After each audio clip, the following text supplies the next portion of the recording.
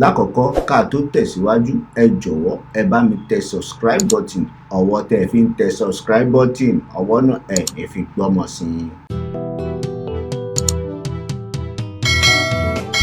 ẹ̀yin tó láyé mo fẹ́ wọlé agogo òmìnira ó tẹ̀lé mi lọ ẹ̀fọ́ ló ń lọ́gbọ́n ó bí tẹ̀rẹ́ níwò ẹ̀yìn ilẹ̀ ó ká oṣù. ẹ̀yin tó láyé mo fẹ́ wọlé agogo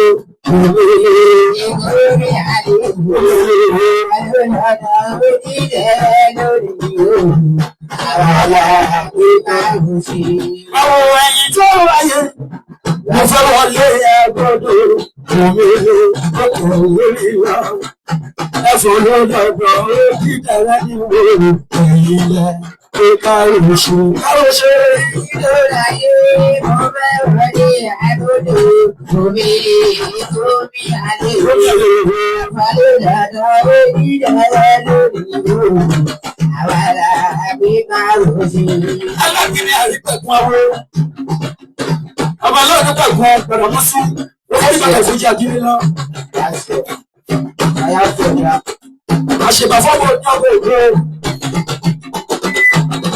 ọmọ ẹ̀yìn tí ó láyé mo fẹ́ wọlé orin lọ ìgbèlè tó kọ̀ lórí lọ ẹ̀fọ́ ló lọ́dọ̀ ó kí tẹ̀rẹ́ nílò ẹ̀yìn rẹ̀ ó káwé oṣù. ó dáwọ́ ẹ̀yin tó láyé mo fẹ́ wọlé agogo òmìnira tó bí adé ẹ̀fọ́ ló dàda ó bí tẹ̀rẹ́ lórí àwàlà àgbéká oṣù. ó ṣe bá fáwọn ọ̀dọ́ ọ̀gá nílé ojú. wá sí ọ. bàbá mi Mùsùlùmí kó fún ìbàlẹ̀ fún ìṣàkóso lọ. ẹ̀dá kíkì ayé fún òbí náà ẹgbẹ́ ẹlẹ́gbọ̀dọ̀ bàbá ẹlẹ́gbọ̀dọ̀ ẹlẹ́gbọ̀dọ̀ mo lọ́lẹ́ kó tó dé.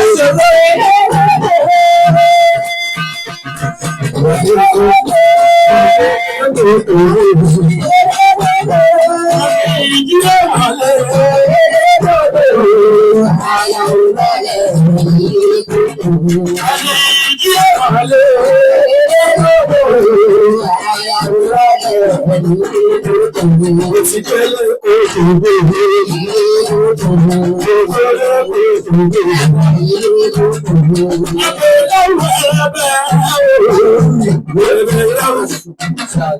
ẹ̀bá mi túbẹ̀ láwù ẹ̀rẹ̀bẹ̀ láwù ooo láwù lò ẹ̀wò wá yẹ́wò mi sọ̀rọ̀ láwù ẹ̀rẹ̀bẹ̀ láwù ìlú láwù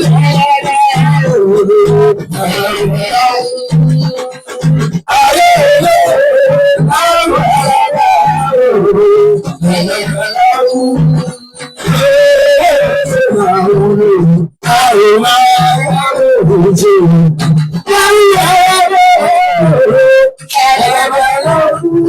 lọ́gbọ̀n tó lè wo bàtí ìwé àwọn ọlọ́jà láti inú ọmọ tí ìwé tóbi bàbá bá wà lọ́sàn nílé ọmọ tí ìwé tó wà rẹ̀ bàbá bá àti ìyòwò tó wà ní. Bàbá bàbá wà lọ́sàn-án òde àti ìwé. Ìyàgbọ́ ló ní wọ́n ní ìyàgbọ́ mi ò wá.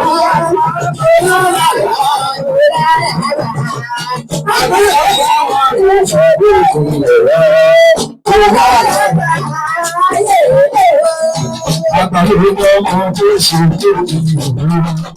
Olólàgbà bàtà àgbà alágbàwọ̀ ṣùgbọ́n ìgbà olólàgbà gbogbo ìrìn tuntun èsì náà jà orí àgbáyé ìyá èsì náà ìyàdàbà gbogbo ìmọ̀ tí yà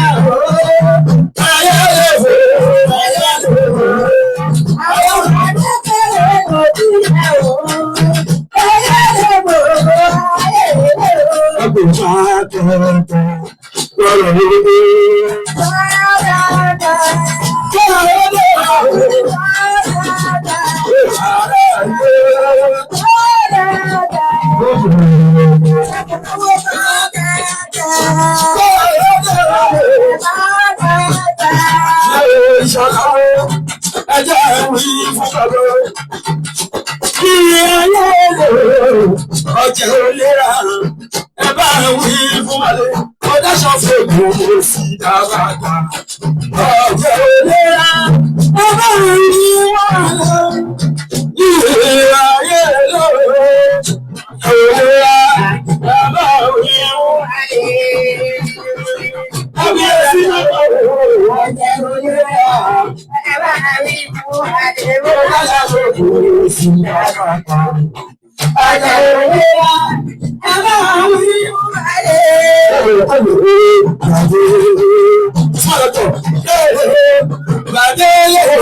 Ọmọ tí ìwé tó wọlé tó gbọ́dọ̀ bá ẹ̀dá sáré. Ọmọ tí ìwé tó wọlé tó gbọ́dọ̀ bá ẹ̀dá sáré.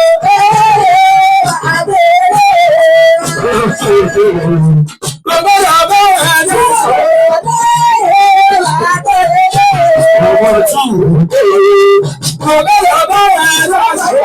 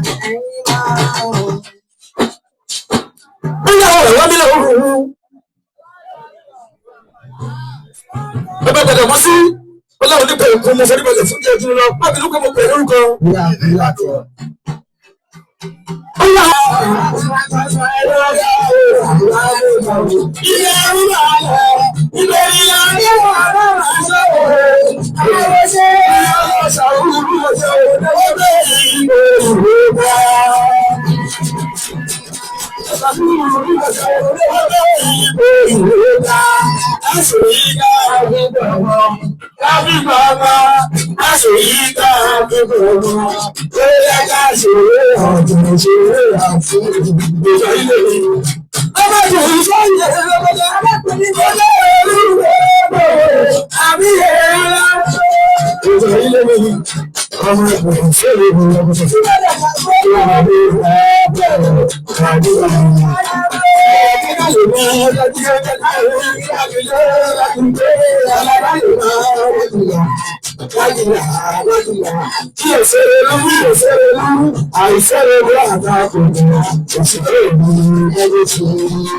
Ọba tó ní kí adájọ́ tó jẹ́ adájọ́ lé kí ní ikú lọ́wọ́, adájọ́ lé àrùn lọ́wọ́, ọba tó kà ní sí tó kà wá náà sí, a máa dúpẹ́ fún Ọlọ́run ọba náà. A wá tọrọ ìkẹ́ àti ìgẹ̀ fún Ànábì Muhammad. Ọlọ́run kó bá ká ànábì àti gbogbo ará ilé rẹ̀ Ọlọ́run. Àti gbogbo àwọn tí Ọlọ́run kádàrá tí wọ́n tẹ̀lé ànábì. Ọlọ́run kó bá kẹ́ gbogbo wọn Ọlọ́run. La ilaha illallah wala Muhammadu Rasulullah sallallahu alaihi wasallam. A wá tọrọ fún ọmọ bàbá wa tí Ọlọ́run kó gbogbo kọ́kọ́rọ́ ààyè yìí lé lọ́wọ́. Òun náà ni ọmọ bàbá wa aláìlúwà Muhammad Qasim padà mẹ́ṣí. Ẹ bá ń ṣe kábíyèsí o, ẹ bá ń wí lẹ́ẹ̀kan sí o, ẹ bá ń wí lẹ́ẹ̀kan sí pé kábíyèsí o. Ọlọ́run kó wá lọ́rẹ̀ ní wọn lọ́wọ́. Ọba tó ti ní kọ́ máa ṣe bọ̀ tí ò sì ti èṣí ṣòpin fún wọn. Tèmi tí wọ́n ṣe yín náà àbẹ̀ má ti ṣòpin fún wọn náà. A tọrọ fún gbogbo àwọn tí wọ́n jọ ń ṣe ìlú. Ọba tí òjò dàrú lánàá, májò dàrú lé, májò dàrú lọ́la Ọlọ́run. Ọlá ilé-lélọ́. Ọlá Muhammadu Rasulullah sallallahu alaihi wasallam. Gbogbo àwọn lẹ́gbẹ́lẹ́gbẹ́ tí Ọlọ́run kádàrá tí wọ́n wá sí ààyè, tí wọ́n jẹ́ kí ààyè yìí kó ṣe é rí. Ọlọ́run kó máa sọ kó wọlé sọ Ọlọ́run. Ọlá ilé-lélọ́. Ọlá Muhammadu Rasulullah sallallahu alaihi wasallam. Àtàrí lẹ́yìn náà a tọrọ fún Alhaji wa Ibrahim. Dáwọ́láwọ́ hayáta. Ṣífì máàmù gbogbo Ògìjó àti gbogbo àgbègbè rẹ̀. Ọlọ́run kó máa lọ́rẹ̀ mi Ọlọ́run. Àmín. Ọlọ́run kó máa dá sí Ọlọ́run. Àmín. Àyè náà tí ó jókòó sí Ọlọ́run abẹ́ májèkáyé náà májòjò ń di Ọlọ́run. Àmín. Ọlọ́lá ilẹ̀lá. Àmín. Ọlá Muhammadu Rasulullah sallallahu alaihi wasallam. Ọlọ́lá áwùlà. Ọlọ́lá quwwata illa billahi al-aliyyil azim. Ẹjẹ́ àdìdé pẹ́lí fún Ọlọ́run ọba. Ọba tó ju gbogbo wa lọ. Ọba tó kẹ̀yìn sí tó kẹ̀yìn sí, ọba tó ṣe wa láti ṣì títí lọ́jọ́ tèmi. Ẹ jẹ́ àjọ wípé subhanallah, walhamdulillah, wala ilaha illallah, wallahu akbar, wallahu akbar, wallahu akbar, wallahu akbar, wallahu akbar, wala hawla wala quwwata illa billahi aliyyil azim. Subhanallah, walhamdulillah, wala ilaha illallah, wallahu akbar, wallahu akbar, wallahu akbar, wala hawla wala quwwata illa billahi aliyyil azim. Subhanallah, walhamdulillah, wala ilaha illallah, wallahu akbar, wallahu akbar, wala hawla wala quwwata illa billahi aliyyil azim. Bismillahir rahmanir rahim. Rabbana afrij alaina sabran wa thabbit aqdamana wansurna 'alal qawmil kafirin. Rabbana la tuzigh qulubana ba'da idh hadaytana wa hab lana min ladunka rahmatan innaka antal wahhab. Al-Fatiha. Bismillahir rahmanir rahim. Alhamdulillahi rabbil alamin. Ar-Rahmanir rahim. Maliki yawmiddin. إياك نعبد وإياك نستعين اهدنا الصراط المستقيم صراط الذين أنعمت عليهم غير المغضوب عليهم ولا الضالين آمين. آمين سبحان ربك رب العزة عما يصفون والسلام على المرسلين والحمد لله رب العالمين صلى الله عليه وسلم. Ìwọ ni a fi ọpẹ́ àwa fún Ọlọ́run tó dá ayé àti ẹ̀kún rẹ̀. Ìwọ ni a fi ọpẹ́ àwa fún. Tani ó tún gbé ga o? Bí kò ṣe bàbá lókè, tani ó tún fi gbogbo ọpẹ́ wa fún? Ọlọ́run tó dá ayé àti ẹ̀kún rẹ̀. Ìwọ ni a fi ọpẹ́ wa fún. Kábíyèsí o. Láti pẹ́ lórí o, kí bàtà ọpẹ́ lẹ́sẹ̀ o, kẹ́sì okó ẹsẹ̀ okó jọ ọba pẹ́ o. Praise the Lord. Praise the Lord. Amen. In Jesus' name we pray. Father, we thank you for this privilege. Amen. We thank you for our King. We thank you for the grace that is upon him. We thank you for this program. Lord, in Jesus' name. Amen. Father, as you command yourself, Father, take honor. Take glory. Amen. In Jesus' name. Amen. Father, we say, may your name be glorified in this program. Yes, man. Father, we pray for our King and leadership. Be glorified in the name of Jesus. Amen. In Jesus' mighty name we pray. Amen. Shout a better hallelujah. Hallelujah. Ẹ ṣé púpọ̀.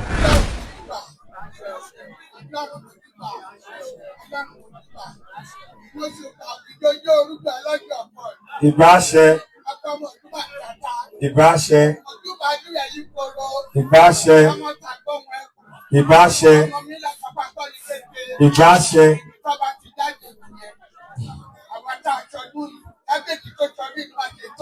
Àṣẹ. Àṣẹ. Àṣẹ.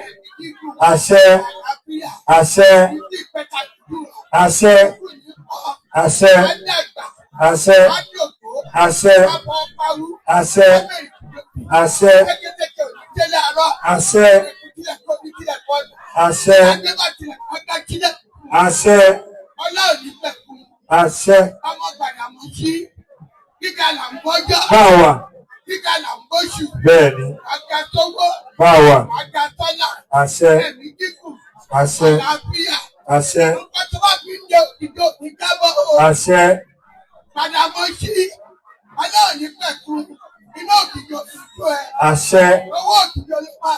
Àṣẹ. Àṣẹ. Àṣẹ. Àṣẹ. Àṣẹ.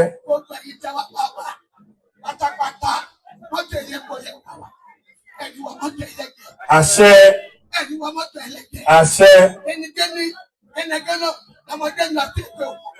Báwa. Àríwá. Àṣẹ. Àríwá. Àríwá. Àṣẹ.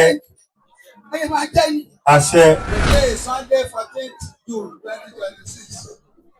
I'm using this forum to welcome you all to this August 10th edition of Ojudoba Ogijo 2026. I give honor, glory, and adoration to Almighty Allah for sparing our life since the beginning to date. I pray we shall witness more of it in good health, wealth, and happiness. I use this medium to specially welcome His Excellency, Prince Dapò Abiodun, the Executive Governor of the state, all the government functionaries and party leaders here present. I equally greet our royal fathers and chiefs. Then today's chairman of the day, Alhaji Musbau Olowo Chile, known as Iba, who is the chairman of today's occasion. All distinguished and special invited guests, community leaders, all associations, artisans, ladies and gentlemen of the press, I say Baraka de Salah to you all. We are here today and to showcase our culture with His Royal Majesty. His Royal Majesty Alayeluwa Ọba Kasi Ọlánípẹ̀kun Ògúnṣèlú one Ológìdì of Ògìdì people, who has zero tolerance to religion and racial discrimination. Hence, we are here today, Muslim, Christian, traditionalists, outside Yoruba, celebrating together. It shows one love and peace coexistence. No doubt Ogido is great. Ogidoba started many years back, having Otuba Fatai Adeguyi as the pioneer chairman of Ogidoba. The matter of leadership fell on me on 2018 to date. The journey of Ogidoba started with Muslim, Christian, traditionalist association, artisan, and one social club. The social club is Ẹgbẹ́ Bọ́bakẹ́yẹ of Ogido Kingdom. Today, we are having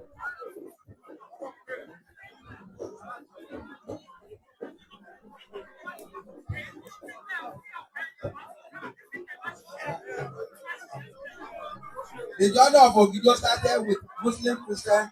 Today, we are having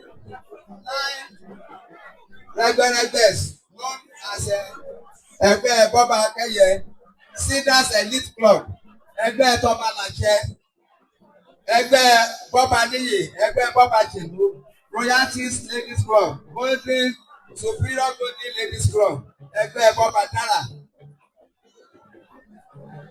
Then Ogoluwa Poverty Alleviation Foundation. Those are the Ẹgbẹ́rẹ́gbẹ́s. Apart from the societies, apart from the artisans here present in Ogido, more social clubs are still making up. At this juncture, we remember late Fadila Sheikh Alhaj and Imam Sulaiman Olayemi Olajuba KG, the Grand Chief Imam of Ogido land, who was one of the founding fathers of Ogido, Ogidoba Ogido, has done us without him. Ogidoba Ogido has recorded a tremendous achievement, namely peace and coexistence among the tribes and religious groups, showcasing our cultural identity and seeing other tribes as co-participants. We don't discriminate in Ogido, we are all together. Many lost friends, colleagues are reuniting again by meeting on Ogidoba Ogido Day. It also promotes social cultural display of our heritage. It also contributed to the development of Ologido's palace. Because of the relative peace, many people are coming to Ogido for settlement.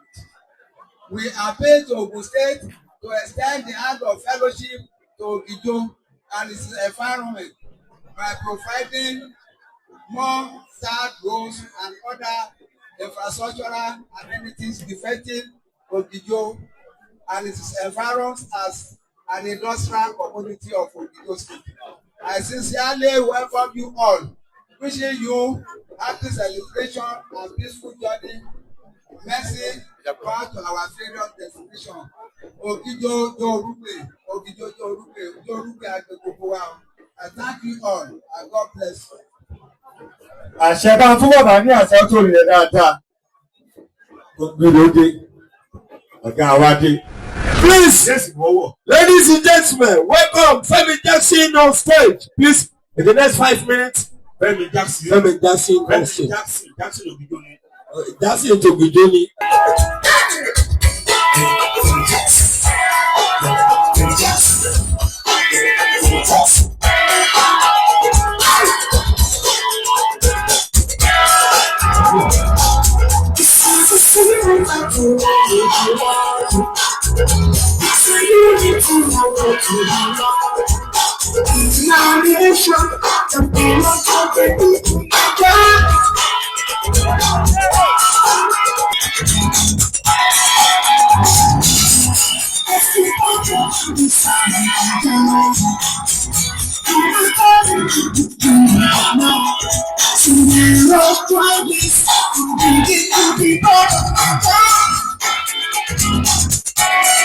This is the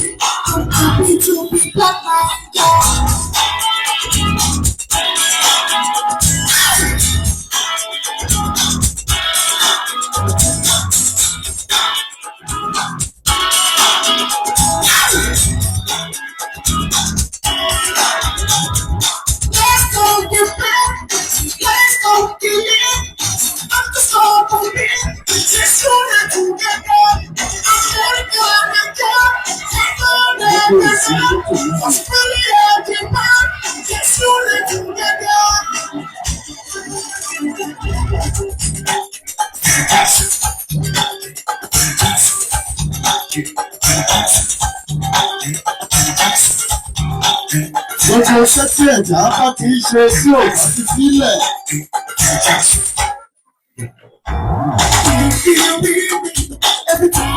Orin tí mo mọ̀ ní ṣé ẹ̀dá ní òkè.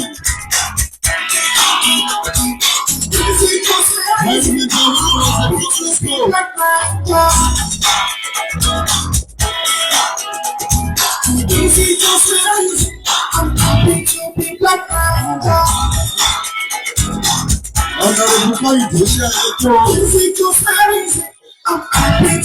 ọlọ́pìtà akẹ́kọ̀ọ́ kò sí orí dúró. Òtítà ọlọ́run.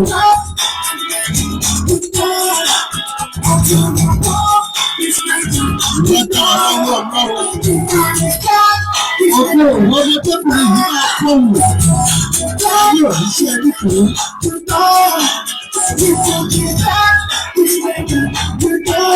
Pẹ́pẹ́pẹ́ yìí máa ń ṣe ní àwọn òkèdèkó ìṣòwò tó bá lè rí kà.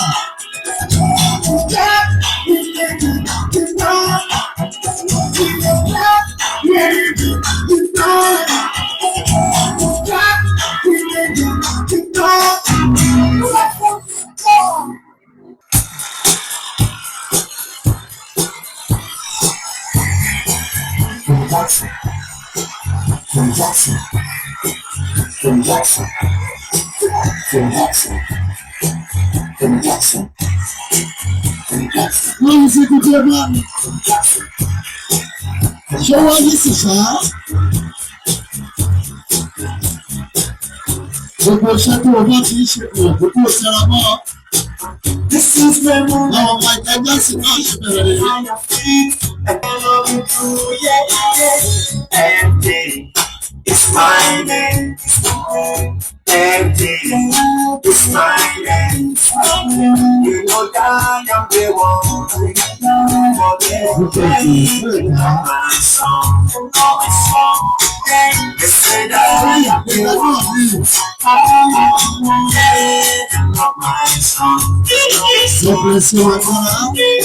I'm proud of you. I've done many reasons where they shine, and the most to shine. Nothing to go higher. Going right, Ayé ìpín ẹ̀kọ́ lágbára lọ́wọ́ ọlọ́run. come around. We sing my song. Ojú ni ọba tìlú òkìjọ́. Remember it's Ibẹ̀ very náà wà báyìí tí gbogbo ìjọ ti ń tò. Jimmy Jackson. Ibi tá a ti retí àwọn èèyàn lẹ́bí kan. Jimmy Jackson. Àwọn ọ̀tọ̀kùnrin ìlú àwọn ọlọ́lá. Jimmy Jackson. Ṣebí I told you yes. Today is the day that the Lord has made. Yes, okay.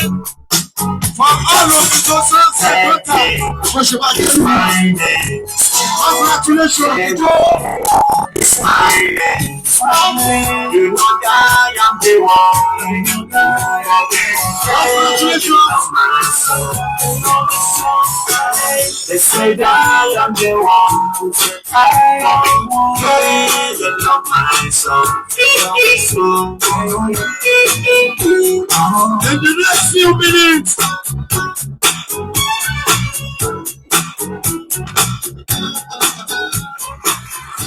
Wow!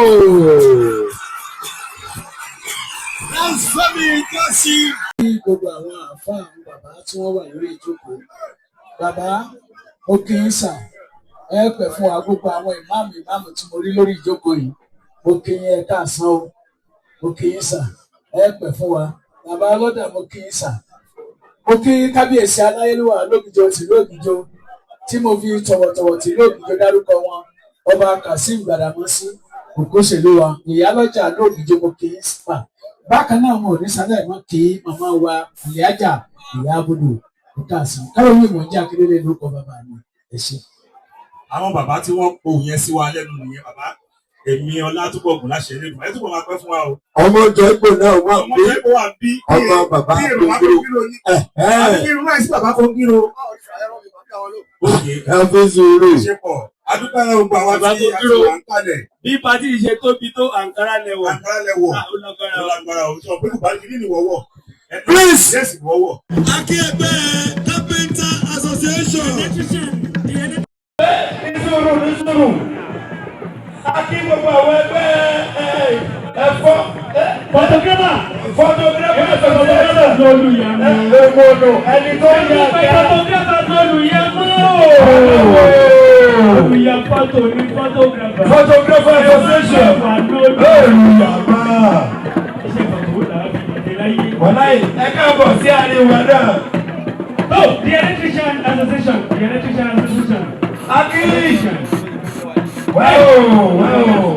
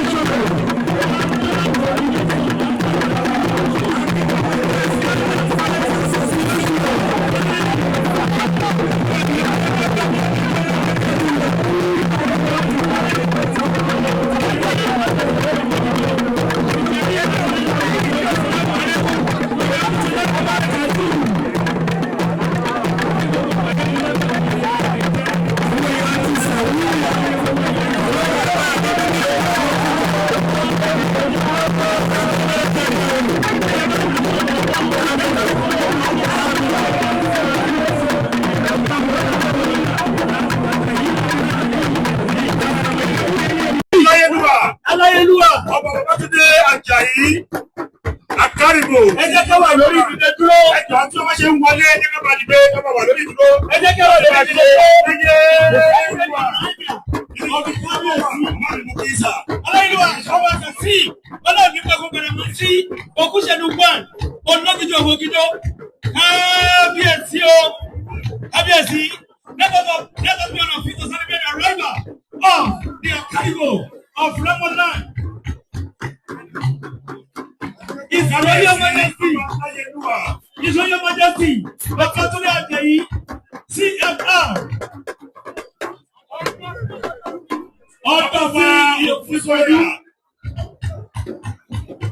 Let's celebrate the arrival of Ọ̀dọ̀fin Ìkòròdú. Ọ̀dọ̀fin tìlú Ìkòròdú. Akínkàbọ̀ sí àríwá.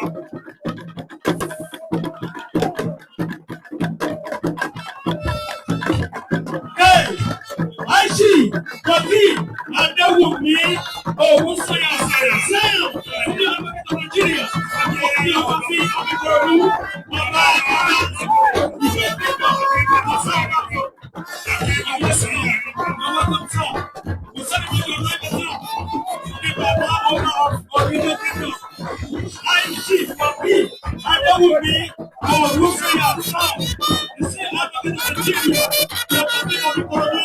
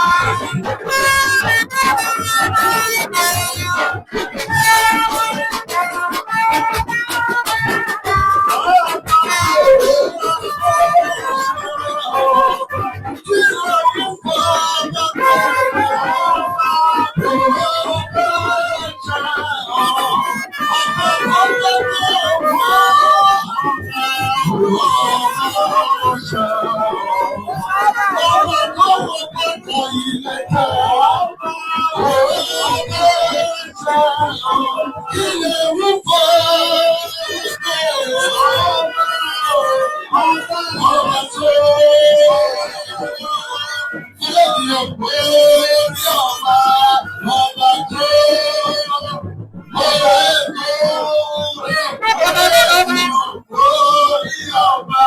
We also recognize the presence of all the Nigerian soldiers that are here. We are welcome and the Nigerian police force that are here. All the security that are here, you are all welcome. The Orient, the Joseph, the VGN, and others, the OPC. Yes, Marislas. Please, we don't want to see anybody roaming about. Please, we don't want to see anybody here. We don't want to see anybody roaming about. Please, enjoy.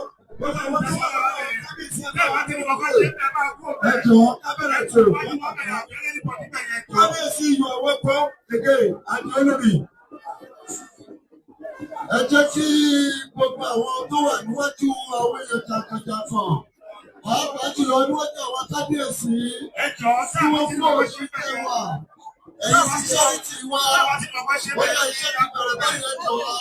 Ẹ ṣe àdúgbò láì fún ẹnikẹ́ni ẹ bá ní sùúrù lé wọn kó bẹ́ẹ̀. Ó jẹ́ kí gbogbo akọ́tà ká kí wọn káàbọ̀ nígbà tá a retí abẹ́rẹ́wà nígbà tí Ìkòròdú káàrọ̀ tẹ̀lélógó lẹ́yìn odi. His Royal Majesty Ọba Dr. Kabir Adéwálé Sótóbi di Ayékúnrẹ́ of Ìkòròdú. Ẹ jẹ́ kí kábíyèsí káàbọ̀. Kábíyèsí o lẹ́ẹ̀kan sí. Kábíyèsí o lẹ́ẹ̀kan sí. Kábíyèsí. Kájọ pẹ́ lórí kí bàtà ó pẹ́ lẹ́sẹ̀. Nígbà yìí táwọn aláàrẹ ní lọ́pọ̀ àjẹrìnà lọ́wọ́ ọlọ́wọ́ gbogbo tẹ́lifà. With 2 minutes in the honor, I want everybody in this gathering to celebrate with me, to congratulate him, to honor him. A man of another calling and full of integrity. He's indeed a God to study and knowledge of prayer and record and content. And I put the book Kabiyesi. With 2 minutes in the honor, I want everybody to join me to celebrate our own Kabiyesi, the Nigerian man. His Royal Majesty Ọba Kazeem Ọlọ́run Onígbàkú Gbàdàmọ́sí Ògúnṣèlúwà Olódìjọ́ àwọn òdìjọ́ kìnnà ẹ̀ṣẹ̀ Kábíyèsí wọ́n tún kíkọ́ Kábíyèsí o lẹ́ẹ̀kan sí Kábíyèsí o lẹ́ẹ̀kan sí Kábíyèsí o. Adépẹ́ lórí o kí bàbá rẹ̀ ṣe. Ó ṣe mí náà dúpẹ́ pẹ̀lú kí àwọn aládé orí ìjókòó ní ọ̀pọ̀lọpọ̀ ìṣẹ̀lẹ̀ wà. Ẹ jọ̀ọ́ torí ọlọ́wọ́ jẹ́ àtún àwọn Kábíyèsí wa kẹ́jẹ́ wà lórí ìdílé dúró. Nígbà tí a kí olórí wọn pẹ̀lú wọn. Bíbí ìlú òkújọ́ gbogbo àlejò yẹ wà lórí ìdílé dúró. Nígbà tí a bá kí olórí ìjọba ti tọ́ àti bó ti yẹ. Lórí ìtọ́ ọlọ́run kẹ́jẹ́ wà lórí ìdílé dúró.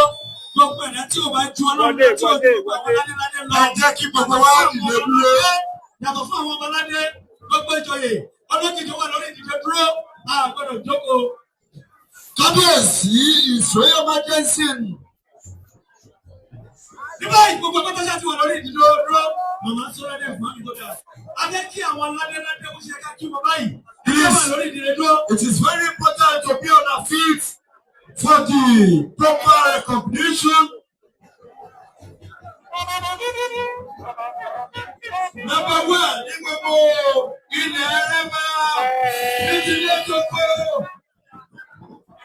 Àwọn ní bàbá wa His Royal Majesty Ọba Babátúndé Àjàyí CFR Ọ̀gárígbó Ọ̀pá-Wọ́túndà of Remaland. Ẹ pariwo Kábíyèsí o. Kábíyèsí o. Ẹ pariwo Kábíyèsí o. Ẹ pariwo Kábíyèsí o.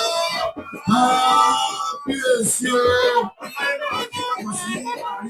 We also recognize the Olórí ẹ̀ka àpamọ́ aláwọ̀ ẹ̀ka ẹ̀ka fún wa o.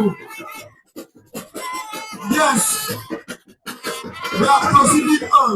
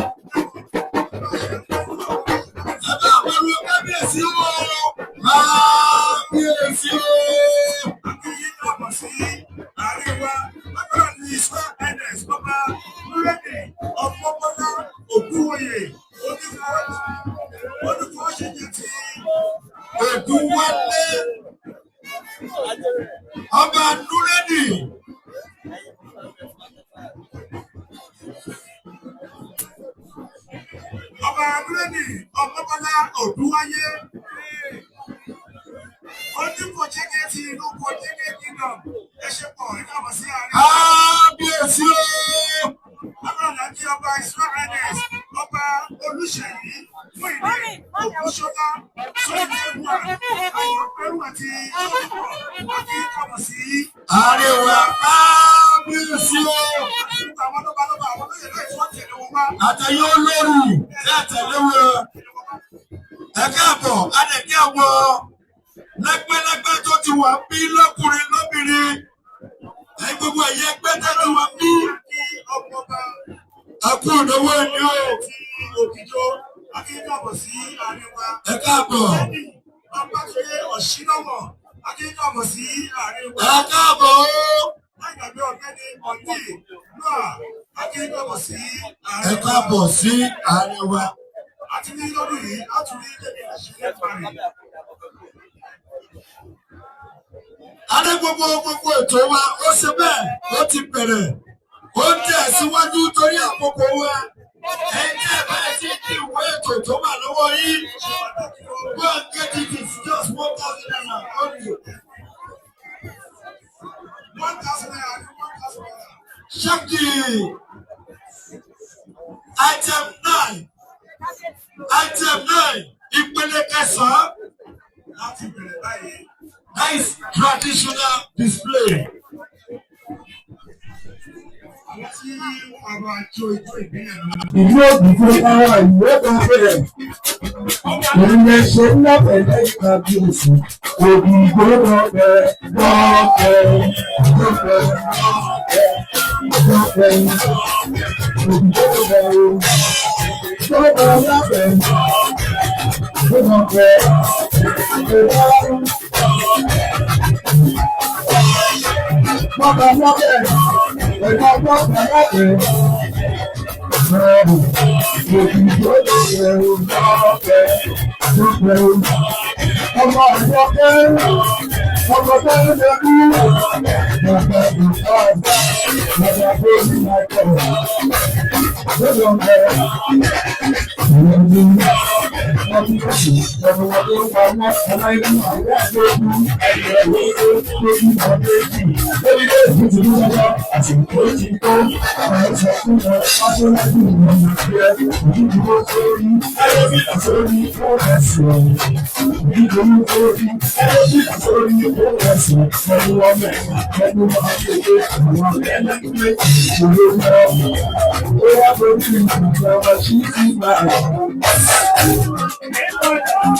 She will not go where we go.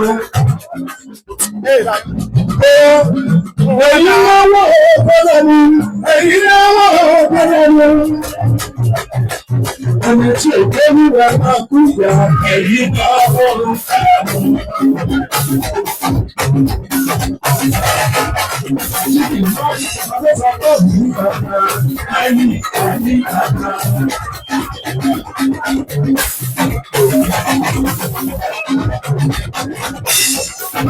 Bàbá tí ó sá àwọn ìyàwó olóògbé.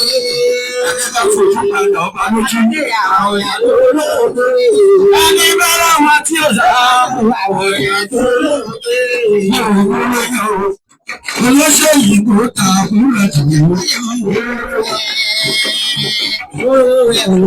Wàsíù òyìnbó tàbí ẹ̀dùn. Ọ̀rọ̀ kẹlẹ́kẹlẹ́kẹlẹ́ olóṣèlú kò ta àbúrò tìǹbù. Àṣírí òyìnbó ló ta àbúrò ẹ̀dìyàwó. Yẹ̀sẹ̀ ṣẹlẹ̀ o.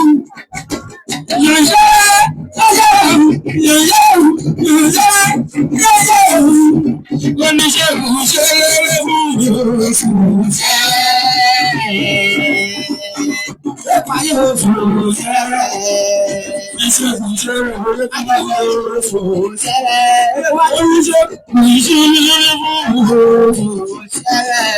ìṣòjì lórí ìrọ̀pọ̀ wà sábà wọlé. Bí mo jí lówùrọ̀ mo máa sábà rò.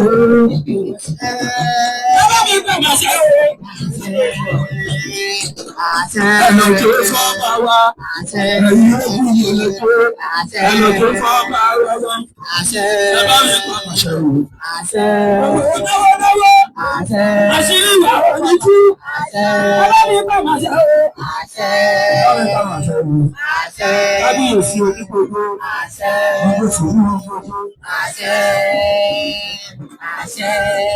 Olókìkí ọba sọ̀rọ̀ ìpè orí ọlọ́gbọ́n àkàlù onígbogbo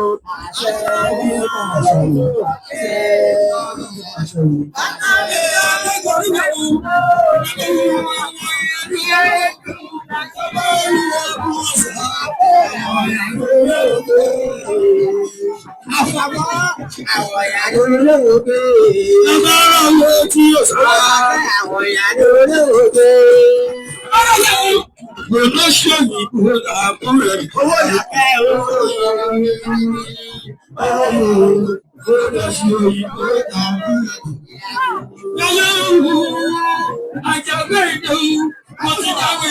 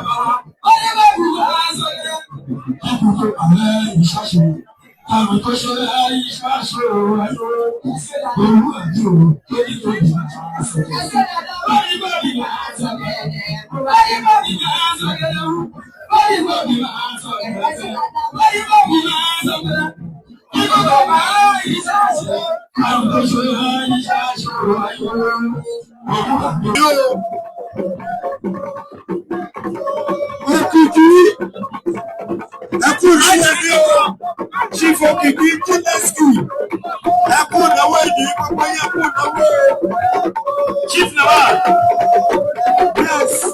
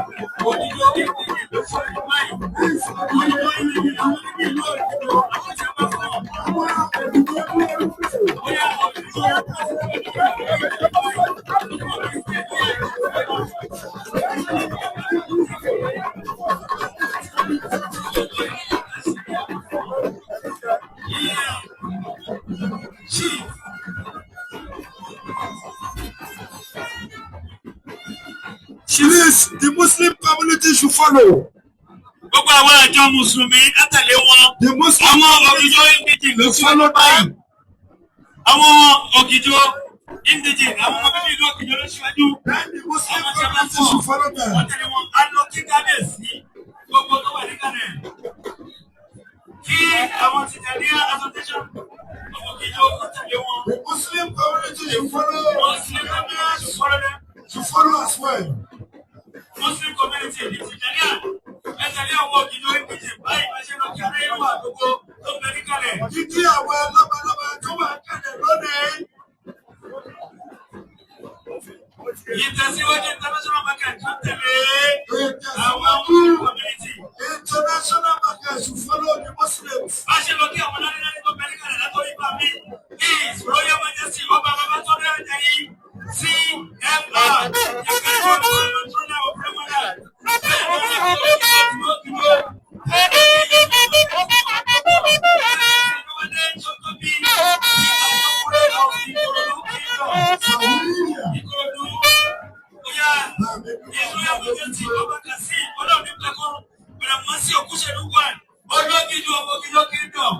Gbogbo àwọn Muslim community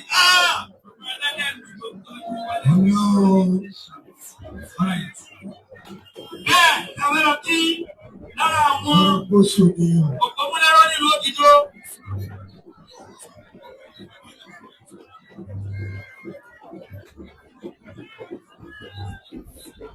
Bá ṣe lọ kí bàbá ọba Aishif Adili Adéwùmí Ògúnsìyà SAN Ọ̀dọ̀fin of Ìkòròdú Bàbá ọba Ògìjọ Kingdom. ọjọ́ sí gbogbo ẹ̀rẹ́ Ìkòròdú.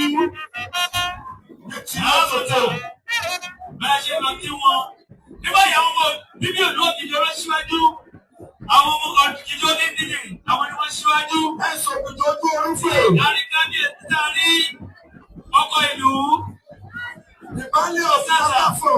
Ìbálẹ̀ àbáfọ̀ pẹ̀lú àwọn ẹbílẹ́bí, ará àti ọmọ bíbí ìlú ògìjọ tó kù tó tẹ̀lé wọn. Ọkùnrin lójú rẹ̀. Àwọn ọmọ pàdé nínú white and blue. Àwọn Muslim community. Àìsí ìjọba ìnáwó ara wọn. Àwọn ni wọ́n tẹ̀lé Ẹ̀yọ́ wọn. olùdarí Caribbean school. Bákan náà, àwọn ẹgbẹ́ ìtẹ̀síwájú international market. Ìtẹ̀síwájú international market tẹ̀lé wọn. Ẹ̀tẹ̀lé wọn bẹ́ẹ̀. Tẹ̀lé wọn bẹ́ẹ̀. Ìtẹ̀síwájú International market tẹ̀lé wọn. international market. Ẹ̀tẹ̀lé wọn. Lókìjọ, báyọ̀ ògìjọ jẹ́ CDC. Ẹ̀tẹ̀lé wọn ní. Ògìjọ jẹ́ CDC. Tẹ̀lé wọn bẹ́ẹ̀. Ẹ̀yẹ CDC. Ògìjọ joint area CDC should follow their place.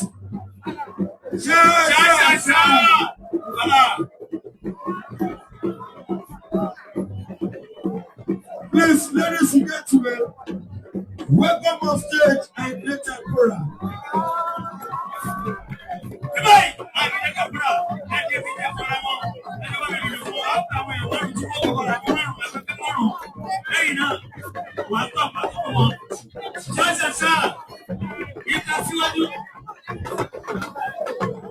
Gbogbo Olúwa, Robert Celebration, látàrí wọn, ẹgbẹ́ royalty ladies, látàrí wọn, Sidas, Elliot Law, ẹ̀yin náà tẹ̀lé wọn, báyìí káwọn ìṣòro lọ́nà, ògìjọ ìdíje, Muslim Society, ìtẹ̀síwájú community market, ògìjọ area CDC, gbogbo Olúwa, Robert Celebration, ẹgbẹ́ royalty ladies, àti Sidas, Elliot Law, bóyá ẹ̀tẹ̀lé wọn, Jésù ti pàdé bọ̀, here are you now. Olúwa ṣe yìí, báwo ni kan? Ìmọ̀lẹ́bí tí o bá tó fi tó ṣọ̀dá ọmọ bá lórí. Sàkẹ́ fóònù kọ́ àwùṣe nílé òdòdó. Ẹ̀yà ìwé ńlá tó jẹ́ pé ìyá tó wọlé lọ́dọ̀.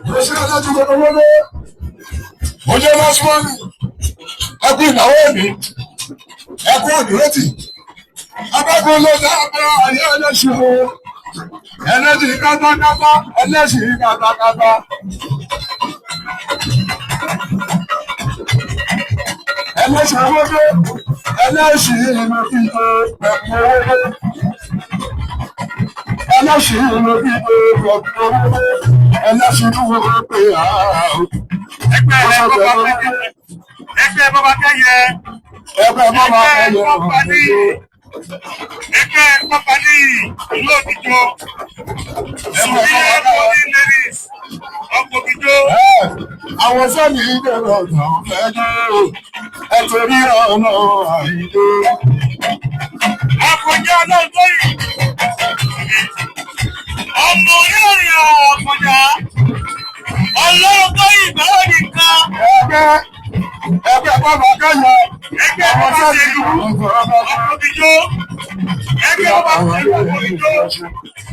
ọmọ káyọ̀ ní ìlú ẹgbẹ́ sọ̀rọ̀ bàbá àwọn àròyìn ọ̀hún sọ̀rọ̀ òde ọkùnrin. àwọn tuntun ọmọ sọ̀rọ̀ ọ̀ṣọ́gbà yá wọn sí bọ́bá òde ọ̀ṣọ́. àwọn tó bá bọ́ lẹ́sọ̀ mi hàn lẹ́sọ̀. ó jẹ́ kó bàtà ọlọ́run èèyàn fẹ́ kó rà mú bàtà o. ẹgbẹ́ bọ́bá kẹ́yà àwọn sọ́ọ̀dì yìí ló lọ náà bá dé. ẹyẹ kó lóye fún kó ọmọ. ẹyẹ kó bàbá ọmọ yóò sọ̀rọ̀ fún. tó bá yẹ mọ́ yìí láti ilẹ̀ orí tàbí yìí láti ilẹ̀ ẹbí gbogbo wa lábàbà rí gbogbo. ẹlẹ́yìn lọ́nà tí bàbá ẹ ti ṣe. ẹ̀bọ̀dé ló sọ bí ẹ̀wọ̀ ẹ̀yà mi sí. tó bá tàbí yìí láti ilẹ̀ ẹgbẹ́rẹ́ ọlọ́run. Ìyálàjẹ́ wọ́n pa ẹ̀.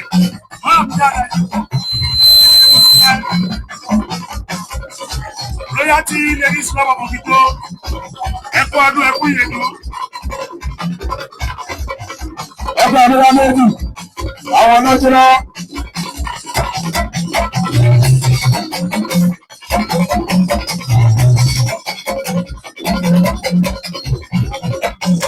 Oye bóyá lórí àyàwó lọ olóṣè lọ́dẹ̀ àyàwó lọ oṣù padà ló wò pé àyàwó lọ bóyá lórí èèyàn kò lè bọ̀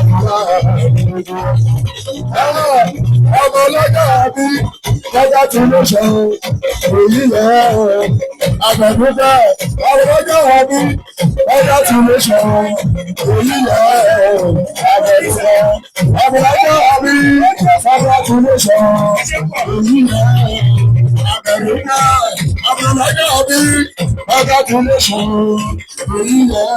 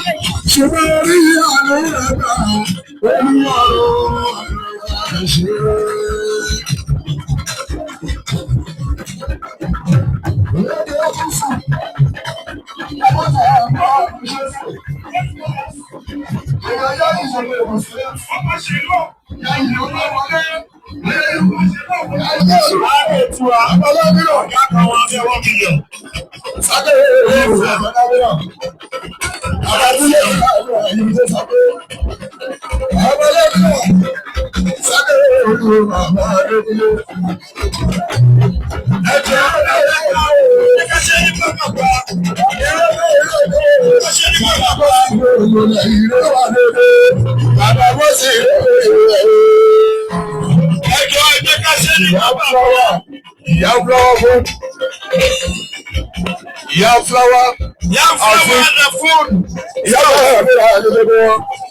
Ẹgbẹ́ ìdẹ́lùkọ́.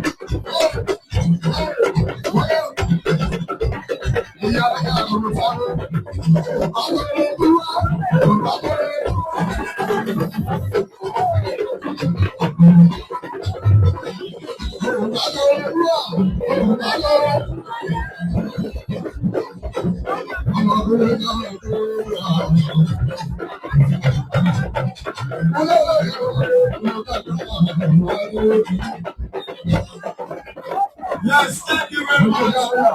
Thank you very much. Thank you very much.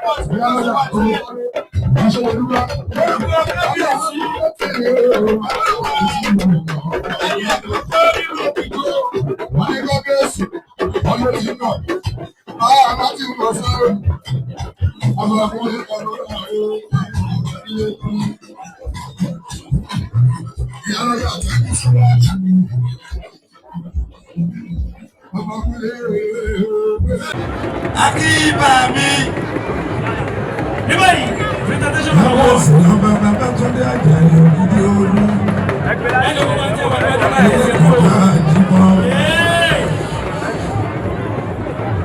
Ọba tó ń gbọ́dọ̀ báyìí ọba. Kábíyèsí ọba bàbá tó ń gàjà yẹ òdìdí olú. Ilé kan gáàjì bọ́. Òdèdèndé tí a bá ló bá. Ìlú yẹ ká ṣe. Ẹ̀jẹ̀ àlùkò ọba fún. Gbogbo lọ́dẹ tó jẹ́ ní àkárìkù wa. Gbogbo yín pátápátá láàbí. Mo ní tí a bá rọ́bà. Kí ló yẹ ká ṣe? Káyọ̀ ìyàwó bá fún.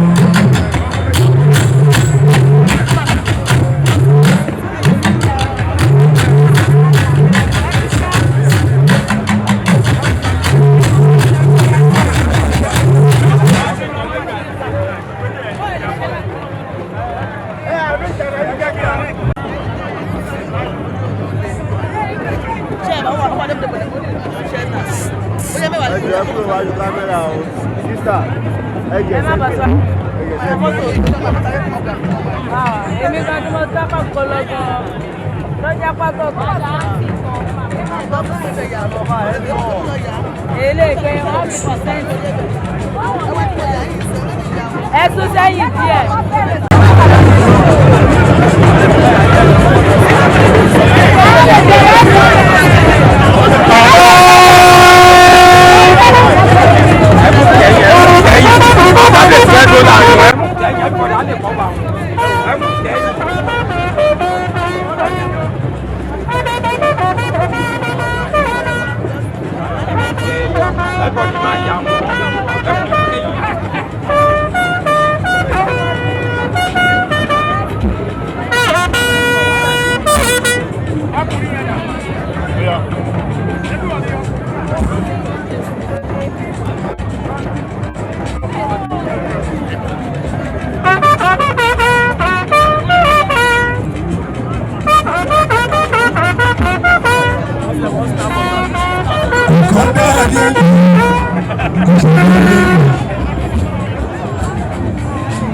Ọmọdé láti tẹ́rí náà fún ìjọba ìgbẹ́.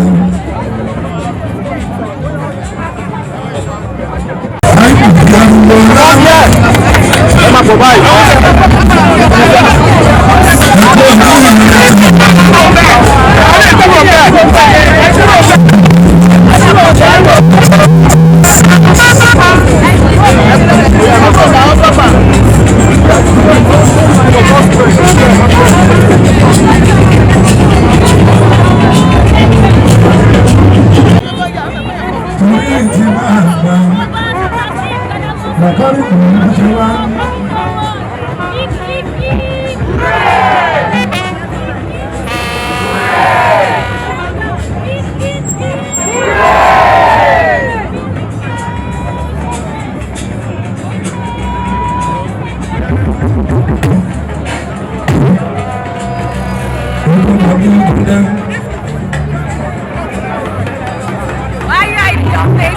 Kábíyèsí ọba bàbá tó ní àgbà yóò dídí ọ̀hún kú kalẹ̀. Ọba tí ń bẹ̀rù balẹ̀ ọba. Nísìnyí mo dáhùn dúró náà, ọ̀dẹ̀ bó ń bẹ́ yá. Alẹ́ inú wa, ẹ̀kẹ́ kọ́ yẹ wá wí bẹ́ẹ̀. Olúwa kò sẹ́ni pé olúwa ju kàkà lọ.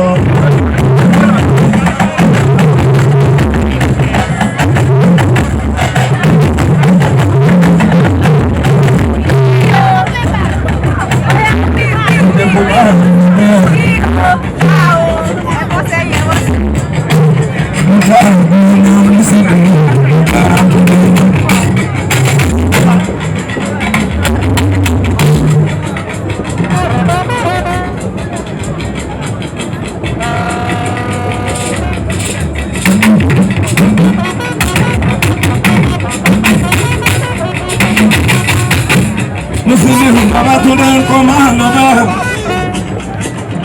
kábíyèsí ọba bàbá tó dé àgbà ní ibi tí ìlú kí bàbá wa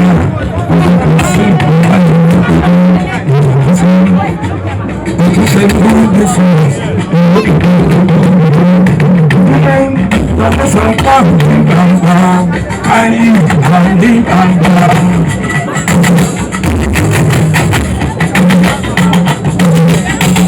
Àwọn ẹyẹ tó lè nìyẹn ọmọ agbóhùn kan. Àwọn afíndò ti ṣàníyàn gbogbo ìgbèkú òde lọ́wọ́ ẹni wà. Ọ̀rẹ́ tímọ́tímọ́ rí mi.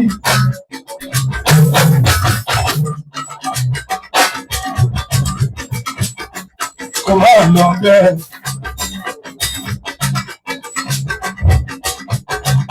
Mùsùlùmí bàbá tó dé, mò ń bẹ nílé ọba. Àjàyí ògidì omi ẹlẹ́kọ̀ọ́ ká àjíká ọgbẹ́gbẹ́ òṣèlú wẹ́dà. Àkọ́rí kòkòrò rẹ lọ. Gbogbo ọgbọ́n rẹ lọ. Àrùn kúkú òrùrọ̀. Bàbá mi ṣàbí àṣìwẹ́. Wọ́n ṣàdámù àgbéwádìí gbà. Wọ́n sì kú bàbá tó tó àgbéwádìí. Gbogbo ọmọ rẹ lọ rẹ lọ. Àrùn kúkú òrùrọ̀. Ẹgbẹ́ mi ṣàbí àṣẹ. Wọ́n ṣàdámù àgbéwádìí gbà. Wọ́n sì kú bàbá tó tó àgbéwádìí. Ilé àwọn sọ fáwọn bàbá ayé àwọn bàbá. Abẹ́rẹ́ náà tó kí ìṣòro alábàápọ̀ yìí àwọn àná ó ti fún ìgbà iná ó ti kúrò ní àtijọ́ ìṣòro àtúntò pé ó ṣe ń gbé àìláìmọ̀ ojú ààrẹ ẹ̀kọ́ láì máa ń bí ọba mẹ́ta ìgbésẹ̀ àmì ó lè fi ọmọ sá. Òbí gbọ́dọ̀ bẹ̀ lọ́kẹ́. Ẹ jọ̀wọ́ ẹ dákun ẹ bá wa subscribe sórí Arugbo Olo TV lórí YouTube. Ẹ follow Arugbo Olo TV lórí Instagram, Facebook àti TikTok. Ọwọ́ tẹ fi ń tẹ subscribe, ọwọ́ tẹ fi ń follow wa, ọwọ́ náà ẹ ò mà ní fi gbọ́mọ sí. Ire ire ire lẹ ó máa fọwọ́ náà gbà. Àmín.